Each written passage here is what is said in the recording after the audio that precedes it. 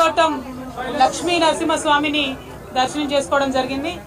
ఇక్కడ లింగాకారంలో లక్ష్మీ నరసింహస్వామి వారు ఉండడం అన్నది చాలా ప్రత్యేకమైనటువంటి ఒక మనము గమనిస్తా ఉన్నాము. మరి ఇటువంటి అద్భుతమైనటువంటి క్షేత్రం, శైవ వైష్ణవ మిళితమైనటువంటి క్షేత్రం చాలా అరుదుగా ఉంటుంది. అటువంటిది మన తెలంగాణలో, మన కొల్లాపూర్లో, మన సింగోటంలో ఉండడం అన్నది నిజంగా కూడా మన అందరు కూడా అదృష్టం అని నేను భావిస్తా ఉన్నాను. మరి స్వామివారి దగ్గరికి చాలా మంది చాలా రాష్ట్రాల నుంచి కూడా దర్శనం చేసుకోవడానికి వస్తారు.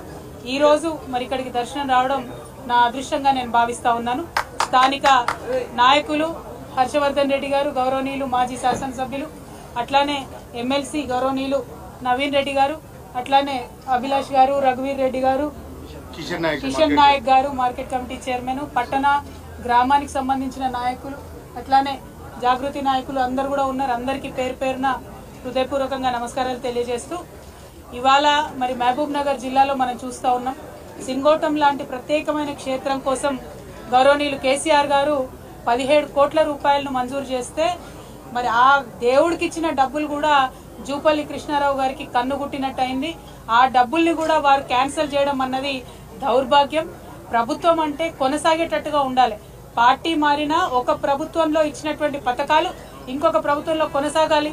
దానివల్ల ప్రజలకు లాభం జరగాలి. కానీ ఏదో ప్రజల మీద కక్ష పట్టినట్టు, సింగోటం దేవుడి మీద కక్ష పట్టినట్టు కేసీఆర్ గారు ఇచ్చినటువంటి 17 కోట్ల రూపాయలను క్యాన్సిల్ చేయడం అన్నది చాలా దారుణం.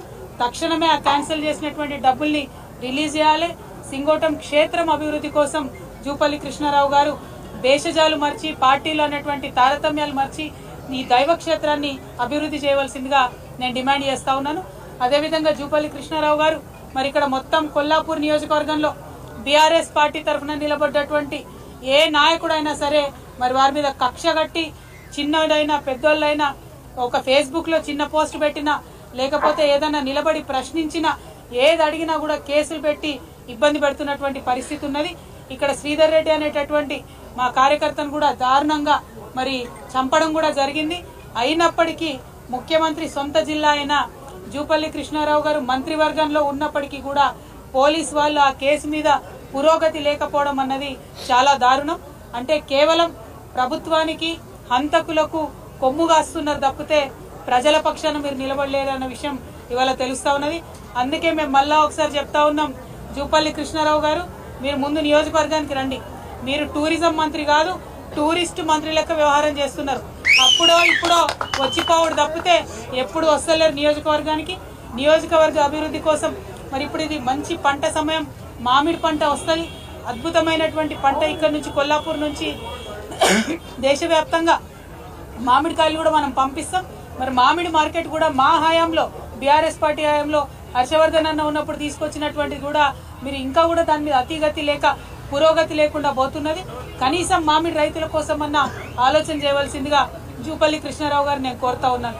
అదేవిధంగా ఒకటి కాదు, రెండు కాదు, ఏ అభివృద్ధి లేదు ఎక్కడ కూడా. ఇప్పుడు ఇక్కడ ఉన్నటువంటి కార్యకర్తల నాయకులు అందరూ చెప్తున్నటువంటి విషయం ఒకటే, పదే పదే బోనస్ బోనస్ బోనస్ అని చెప్పిండ్రు. అది కాస్త బోగస్ అయింది. సన్నవాడ్లకు ఎవరికి కూడా బోనస్ రానటువంటి పరిస్థితి.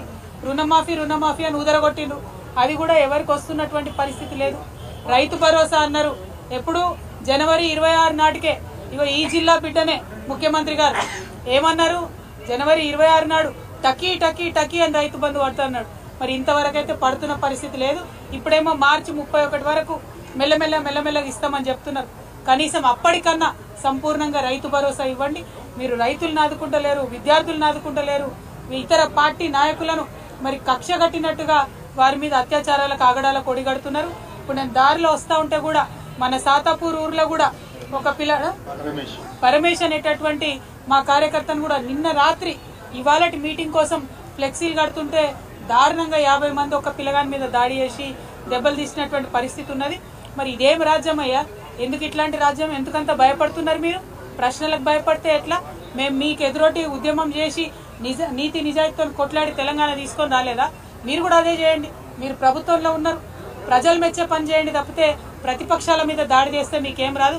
అందుకే మళ్ళా ఇవాళ చెప్తా ఉన్నాం, ముఖ్యమంత్రి గారు మీ మహబూబ్ నగర్, ఉమ్మడి మహబూబ్ నగర్ జిల్లా నుండే చెప్తా ఉన్నాం, ఖచ్చితంగా పింక్ బుక్ మెయింటైన్ చేస్తాం. మా కార్యకర్తల మీద దాడి చేసిన వాళ్ళు నాయకులైనా, అధికారులైనా, ఎవరిని కూడా వదిలిపెట్టాం, అందరి చిట్టా రాసి పెట్టుకుంటాం. మాకు కూడా టైం వస్తుంది, అప్పుడు మాత్రం ఖచ్చితంగా చెప్తామని చెప్పి మరి అంతవరకు మొక్కవోని ధైర్యంతో హర్షవర్ధన్ రెడ్డి గారి బీరం హర్షవర్ధన్ రెడ్డి గారి నాయకత్వంలో మొత్తం 50 మంది కూడా ముందుకు సాగాలని చెప్పి కొల్లాపూర్ నియోజకవర్గ బిడ్డలందరినీ బీఆర్ఎస్ పార్టీ నాయకులందరినీ కూడా కోరుతా ఉన్నాను. అదేవిధంగా